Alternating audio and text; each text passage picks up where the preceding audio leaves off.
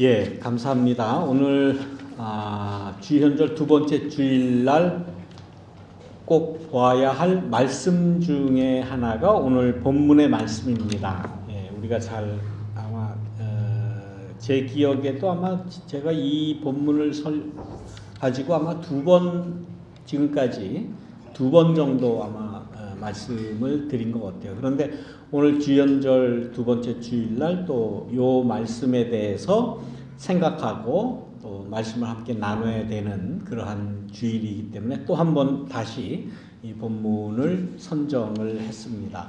어떻게 나를 아십니까? 우리가 잘 아는 대로 나다나엘이 예수님에게 질문한 그러한 말씀이지 않습니까? 어떻게 나를 아십니까? 우리는 예배 부름의 그 시편 139편에 있는 말씀에서 우리가 그 고백을 했죠. 주님께서는 나를 샅샅이 살펴보시고 나를 환히 알고 계시다. 내가 앉아 있든지 서 있든지 내가 멀리서도 내 생각까지도 다 알고 계시다는 거죠. 길을 가거나 누워 있거나 모든 것을 다 살피시고 내 행실을 다 알고 계십니다. 이 말씀이 어떻게 받아들여지세요? 당연히 하나님이니까 다 아시는 거지. 뭐 전혀 거기에 토달 생각이 없으시지 않습니까? 대부분이 그렇죠. 그냥 뭐 하나님은 전지전능하신 분이시니까 모든 것을 다 아는 그런 하나님이니까 당연하다라고 생각을 하실지 모르겠지만은 그냥 인간적인 생각으로 이 말씀을 보면 이게 좀 어떻게 보면 얼마나 기분이 좀 나빠요. 예? 아니 내가 무슨 생각을 하는지 다 벌써 누군가가 안돼. 내가 어디 있든지 다 안돼. 속속들이 다 알고 계시다라고 알고 있는 그러한 존재가 있다라는 것을 볼 때에 한편으로는 기분도 나쁠 수 있고 또 자존심도 좀 상할 수가 있고 또 한편으로는 조금 두려울 수 있죠. 요즘엔 그런 시대입니다. 요즘에는 내가 어디를 가든지 어디나 다 CCTV가 다 있어요. 그래서 현대 요즘에 범인을 잡는 거는 경찰이나 형사가 잡는 것이 아니라 뭐가 잡는다고 그래요? CCTV가 다 잡는다고 그러잖아요. CCTV로 다 잡혀 있으면은 이거는 그야말로 변명할 수 없는 그런 증거가 되잖아요. CCTV에 잡힌단 말씀입니다. 얼마나 그거 안 잡히려고 얼마나 원하는 사람들이 많겠어요.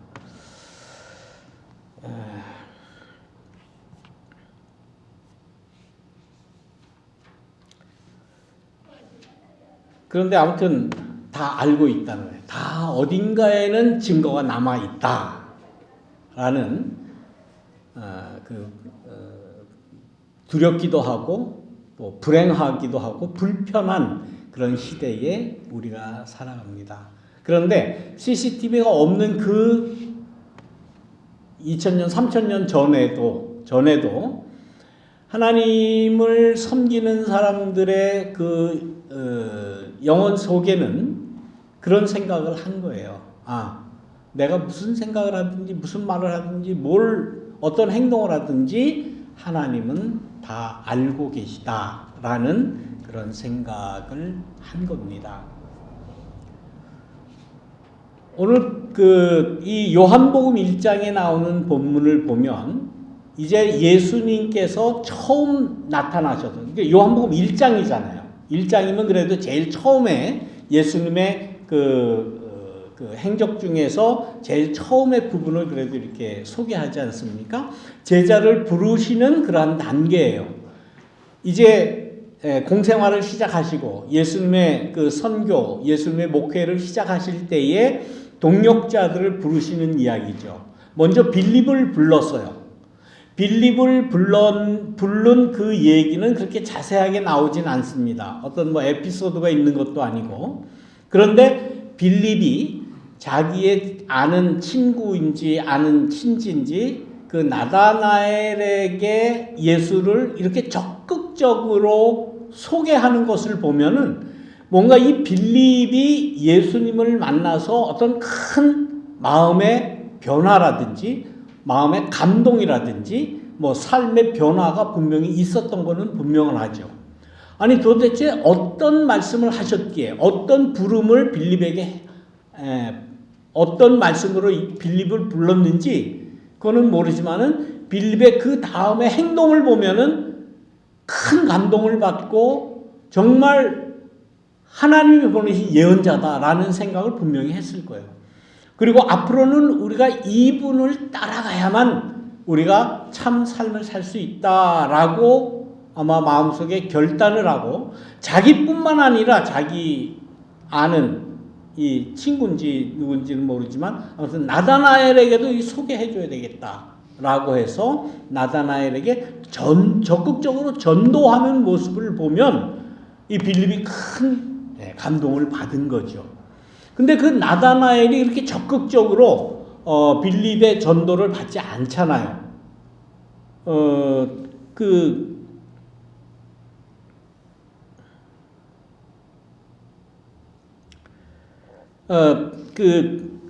빌립이 나다나엘을 만나서 그렇게 말을 했다고 하지 않습니까?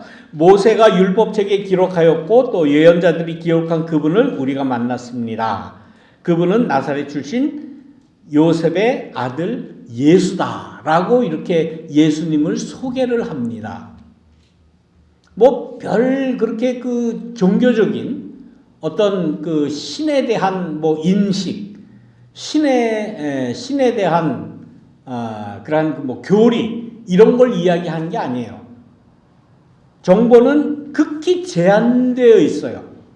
뭐 율법책에는 물론 예언자들에 대한 기록이 있고 다 있는데 그 사람은 나사렛 출신이라는 것, 그리고 요셉의 아들이라는 것. 그 당시에는 예수님이 그 마리아의 아들이라는 말은 예수님을 소개할 때 나오지 않아요.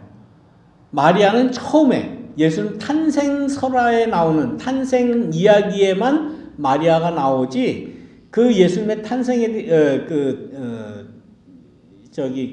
마리아에 대해서는 별로 그렇게 나오진 않습니다.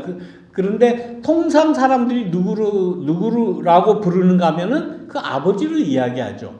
요셉의 아들이다라고 아주 간단한 소개를 합니다. 그런데 그 이야기를 듣고 나다나엘이 그렇게 이야기를 하죠. 나사렛에서 무슨 선한 것이 나올 수 있겠느냐.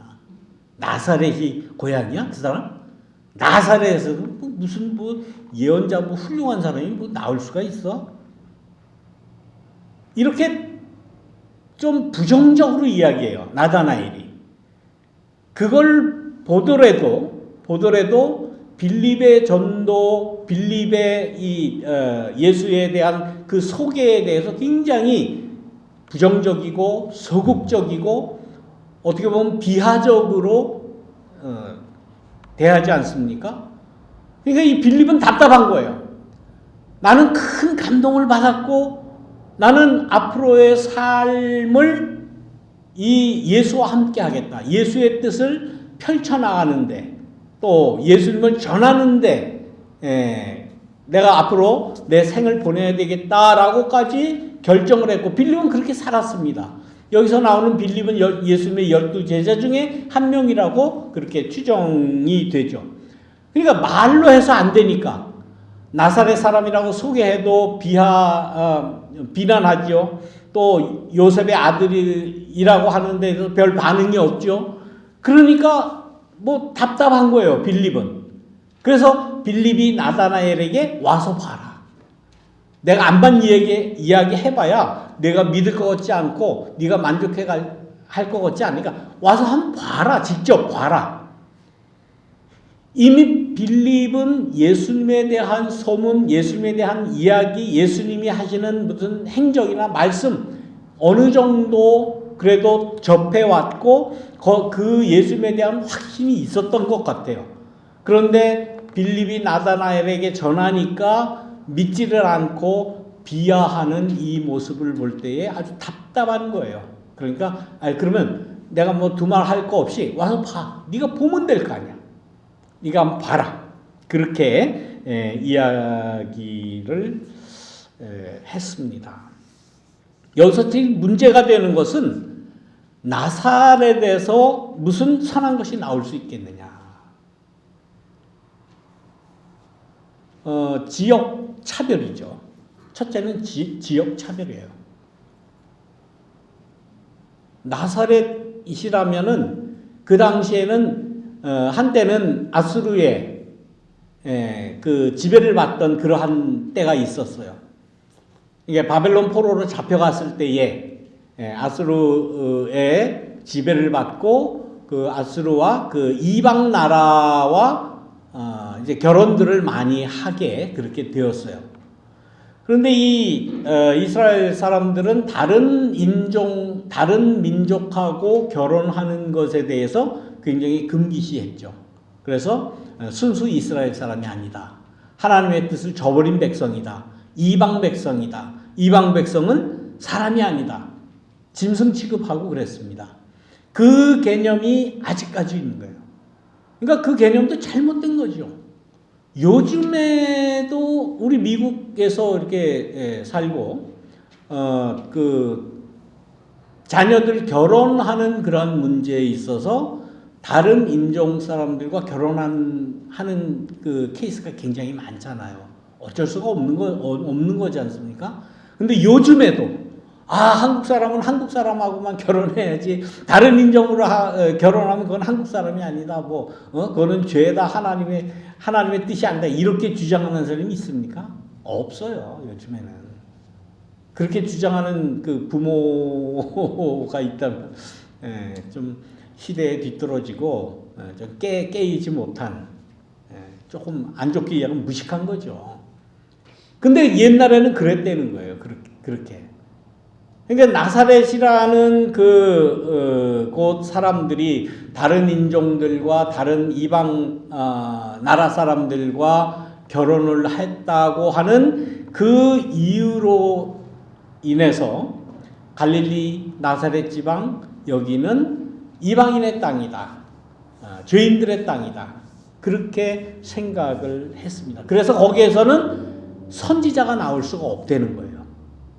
그래서 이스라엘 사람들은 전통적으로 이스라엘을 구원할 이 예언자는, 또 이스라엘을 구원할 수 있는 이 메시아는 다윗의 동네에서만 나야 된다.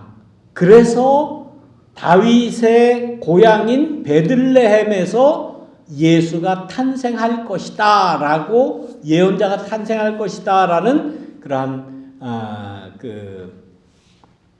베들레헴 예언자 탄생 이야기가 생겨난 거예요. 마태복음은 교묘하게 예수의 탄생지가 베들레헴이라고 그렇게 이야기를 해요. 우리가 잘 알잖아요. 그 예수의 어머니 마리아와 요셉이 나사렛 지방에 있다가 호적하러 거기 왔다는 것 아닙니까? 거기 사는 사람이 아니에요. 물론 이거 원래부터가 그 지방 사람인데 다른 데 갔다가 호적하러 자기 고향으로 왔기 때문에 베들레헴 사람이다, 유다 사람이다 그렇게 주장을 하는 거지. 요즘 생각으로 하면, 요즘 말로 하면 베들레헴에서 낳건 예루살렘에서 낳건 나사렛에서 낳건 어디서 낳건 뭔 상관입니까? 그게 무슨 상관이? 하나 쓰잘데기 없는 것 가지고 이게 정통이네 저게 정통이네, 나사렛에서 무슨 선한 게 나올 수 있느냐, 그 동네는 아예 글러먹어서 그 동네는 쌍놈의 동네야 라고 지금 이야기하는 거 아니에요. 이게 얼마나 잘못된 겁니까? 그러니까 지금 나다나엘은 잘못된 그러한 그 선입견, 잘못 전해져 오는 그러한 생각이 아예 쪄들어 있는 사람이에요. 아예 대놓고 나사렛에서 무슨 선한 게 나올 수 있느냐. 요즘 이렇게 주장하는 사람이 있다면 어떻게 되겠습니까? 요즘 같은 민주사회에 또 평등사회에 모든 사람이 다 인권과 모든 사람이 다 권리를 가지고 있는 이런 시대에 동네 차별하고 나라 차별하고 인종 차별하고 뭐 학벌 차별하고 이거는 있을 수 없는 그러한 일이죠. 이것은 뭐 우리가 다 벌써 이제 그런 생각은 다 버리셨을 줄 알지만은 그러나 예수님이 나타나셔서 그러니까 현현하셔서 이게 주연절이니까 이 말씀을 드리는 거예요. 예수님께서 나타나셔서 처음 사람들을 어떻게 대하셨느냐를 지금 설명하는 그러한 말씀입니다.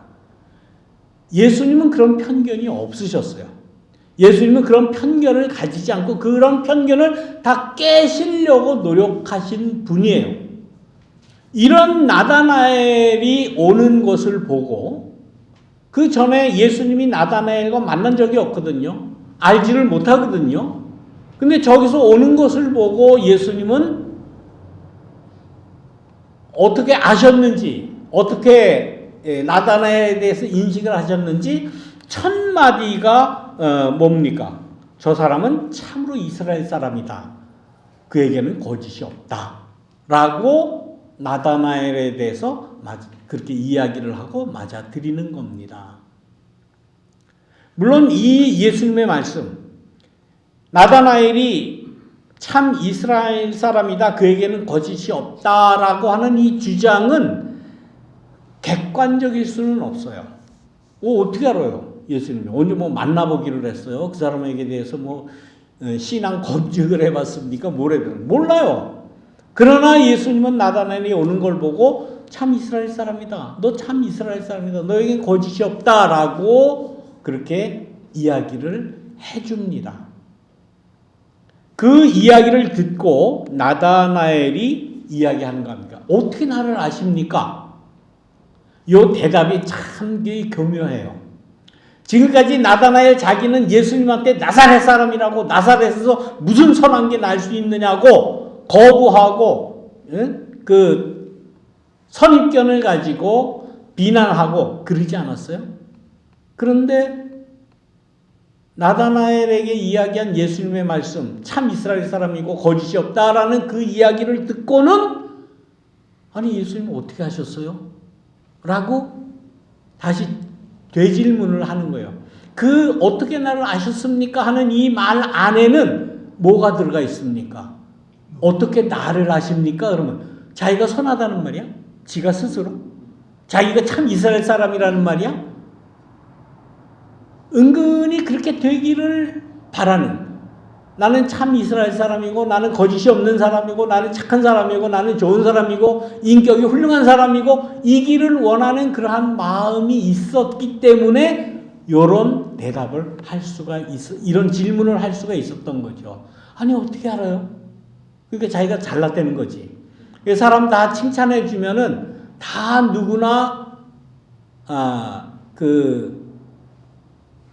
자기가 가지고 있던 사람을 만날 때 경계심을 가지고 있던 경계심을 다 풀어헤치게 되죠. 예수님이 인간을 대할 때의 예수님의 참 모습이 이겁니다. 결론적으로 말씀드리면은 이 말씀을 우리가 대할 때에 우리는 다른 사람을 대할 때 어떻게 대해야 되겠는가? 어떻게 마음을 열어야 되겠는가? 어떻게 그 사람과 대화를 풀어나가야 되겠는가 하는 아주 중요한 그러한 모습을 우리가 볼 수가 있어요. 우리가 다른 사람을 대할 때 어떻게 대하십니까? 대부분 뭐 그 사람은 누구야? 뭐 주위에 있는 사람한테 물어보죠.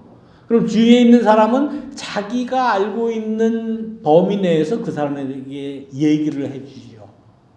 뭐 좋은 얘기 하는 경우도 있지만 뭐 별로 아까 나다나엘 같이 그렇게 얘기하는 경우도 많이 있잖아요. 다시 말하면 우리 인간이 다른 사람에게 대해서 알고 있는 그러한 정보, 알고 있는 그러한 그 이야기는 많은 편견과 많은 선입견이 이미 투여될 수 있다고 하는 사실이에요. 내가 누구에게 들었더니 A라고 하는 사람, 그 사람 틀렸어. 그 사람 난 별로야. 이렇게 한마디만 하면 벌써 듣는 사람도 저 사람 좀 주의해야 되겠구나. 그렇게 듣는 것 아닙니까? 예수님은 그러시지 않았다는 거예요. 보자마자 이스라엘 사람이다. 거짓 없는 사람이다. 좋은 면을. 그렇다고 나다나엘이 좋은 사람이겠습니까? 오늘 본문 보면 나다나엘은 좋은 사람은 아니에요. 처음부터 예수님을 어떻게 평가를 합니까? 선입견을 가지고 평가를 하잖아요. 잘못된 지방색을 가지고 예수를 평가하잖아요. 예수를 평가할 때에 그러한 잘못된 선입견과 잘못된 편견을 가지고 있다는 사실은 참 이스라엘인이다라고 표현하는 것은 맞지 않죠. 또 그에게 거짓이 없다라고 표현하는 것은 옳지 않죠. 그렇다고 그러면 예수님이 잘못됐나? 그렇게 볼 수 없는 거예요. 지금 예수님의 관점은 그게 아니잖아요. 예수님의 관점은 뭐예요? 나다나엘이 오는 것을 보고 당신 참 좋은 사람입니다. 당신에게 거짓이 없습니다. 좋게 말해주는 거 아니에요. 좋게 말해주는 거예요. 그것이 올바른 다른 사람을 대하는 모습이다. 그렇게 대할 때에 왜 그것이 올바른 모습인가 하면은 나중에 보면은 나다나엘이 변화가 돼요. 나다나엘도 예수님을 그 이후로 따라갑니다. 그리고는 예수님이 십자가에 달리는 그 곳까지 요한복음 21장에 있는 그 말씀에 보면 거기에 나다나엘이 또 나와요. 나다나엘이라는 이름은 여기 요한복음 1장과 요한복음 21장 딱 두 군데만 나와요. 그리고 그것을 보면은 예수님이 사역하시는 기간 동안에 예수님을 줄곧 따라다니면서 예수님의 도를 듣고 나중에 예수님의 제자로서의 역할을 감당한 사람이라고 볼 수가 있는 거예요. 다시 말하면 그의 삶이 처음에는 편견과 지역 감정과 아주 편협한 또 다른 사람을 이렇게 부정적으로 보는 그러한 사람이었지만은 예수님이 인정해 주시는 그 예수님의 인정을 듣고는 점점 변화됐다라고 하는 것을 볼 수가 있는 겁니다. 그래서 자기에 대한 칭찬이라면 칭찬이죠. 참 이스라엘이라고 이야기해 주신 거에 대해서 나도 그렇게 됐으면 좋겠습니다. 그렇게 되기를 원합니다. 어떻게 나를 아십니까? 나라고 하는 존재는 나는 비록 예수님에게 편견과 그 부정적인 그러한 시각을 가지고 있었지만은 그러나 나 이런 것이 잘못되어 있다는 것을 나다나엘은 그의 예수님과 함께한 기간 동안 점점 다 없어졌다고 하는 말씀입니다. 예수님께서 말씀하시잖아요. 빌립이 너를 부르기 전에 빌립이 나다나엘에게 지금 전도한 거 아닙니까? 예수님을 소개한 거 아닙니까? 그러나 예수님은 빌립이 너를 부르기 전에 내가 무화과 나무 아래 있는 것을 내가 보았다라는 어떻게 보면 좀 알쏭달쏭한 그런 말씀을 합니다. 무화과 나무 아래 있는 것. 분명히 이 나다나엘은 편견 가운데 쩌들어 있는 사람이에요.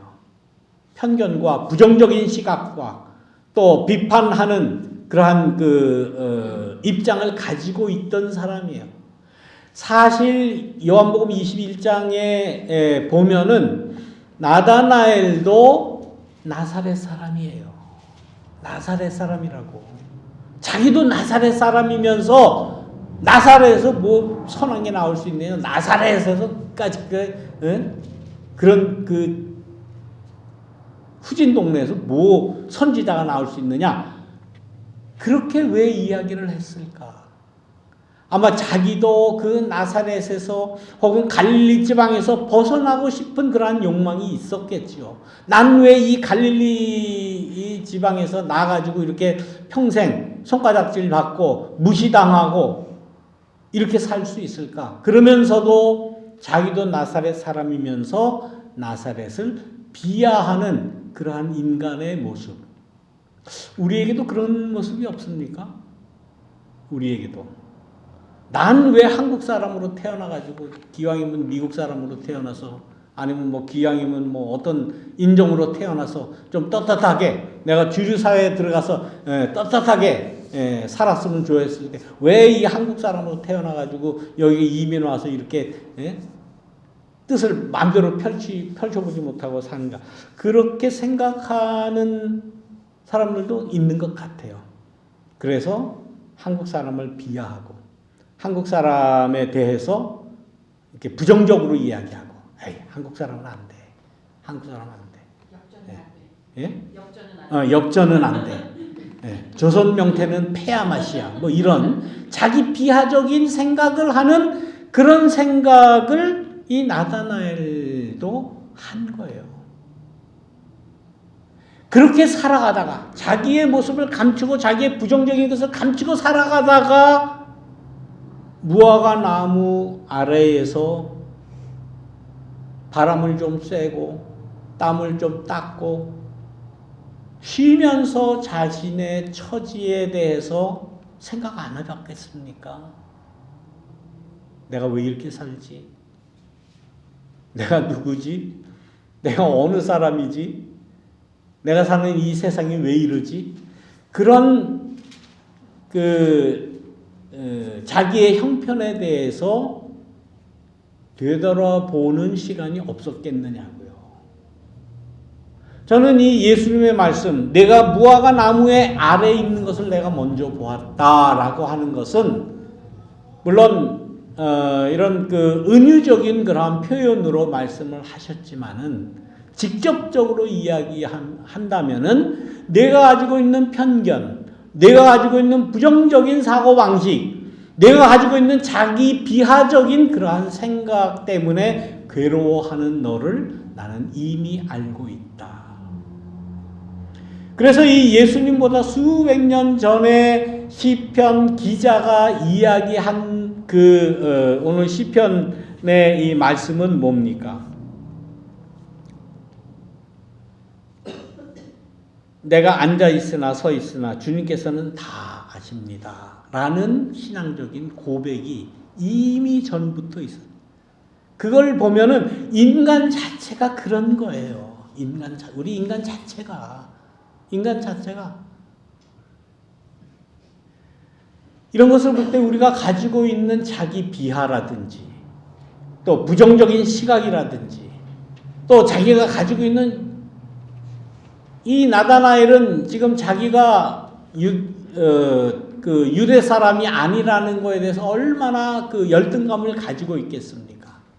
이런 나다나엘과 빌립 이런 사람은 이 열등감을 가지고 있는 반면 유다 성읍에 사는 예루살렘에 사는 왕족 계급에 있는 사람들 또 사제 계급에 있는 사람은 얼마나 자기의 위치 자기의 출생, 자기가 가지고 있는 그러한 권력이나 권한에 대해서 얼마나 큰 자부심을 넘어서 다른 사람을 무시하겠어요. 그야말로 나사렛에서 무슨 선한 것이 날 수 있겠느냐 하는 것은 가진 자들의 그러한 시각이었습니다. 적어도 이 정도는 돼야지. 공부를 했으면 나 정도는 공부를 해야지. 권력을 가지려면 나 정도는 권력을 가져야지. 라고 하는 그러한 시각들을 많은 사람들에게 그냥 암암리에 펼치는 것 아닙니까? 저는 평생 이 LA 지역에서 교회 목회를 하면서 여러 교회에서 몇몇 사람들이라고 하면 교회에서 굉장히 중요한 사람들이죠. 직분도 갖고. 그 특정 학교 나왔다고 그 의시되는 거 참 너무나도 많이 봤어요. 그것 때문에 교회 깨지는 거 여러 번 봤습니다. 뭐든지 자기 뜻대로 해야 되는 거예요. 왜? 내가 서울대 나왔습니다. 지금 한인사회 교회뿐만 아니야. 교회뿐만 아니에요. 어디 나가서 다 보십시오. 서울대 나왔다 그러면 무슨 뭐 큰 특권을 가지고 있는 것 같아. 죄송한데 여기 좀 서울대 나오신 분 계세요? 제가 어렸을 때 다니던 그 교회 목사님이 정말 대쪽 같은 목사님이었어요.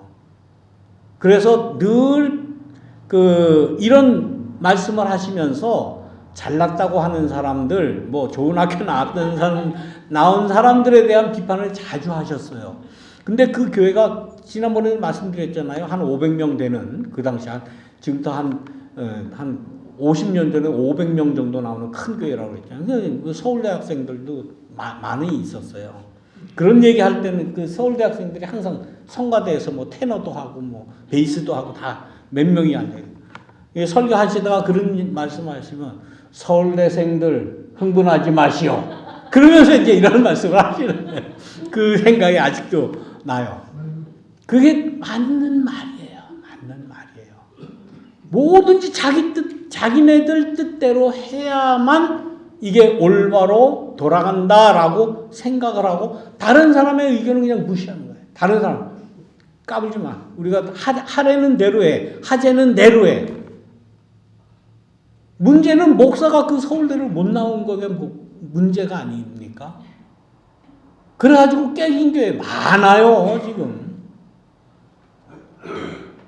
우리 교단 내에도 있고, 요 근처에도 있어요. 예수님은 그런 식으로 사람을 대하지 않습니다. 어느 학교 나왔대? KS, 서울대. 그럼, 벌써, 그러죠. 거기서부터 이제 머리 숙이고 들어가는 거예요. 특히 교회에서 그런 그 잘못된 위계 질서가 아주 단단하게 고정돼 있습니다. 지금도 그래요. 지금도.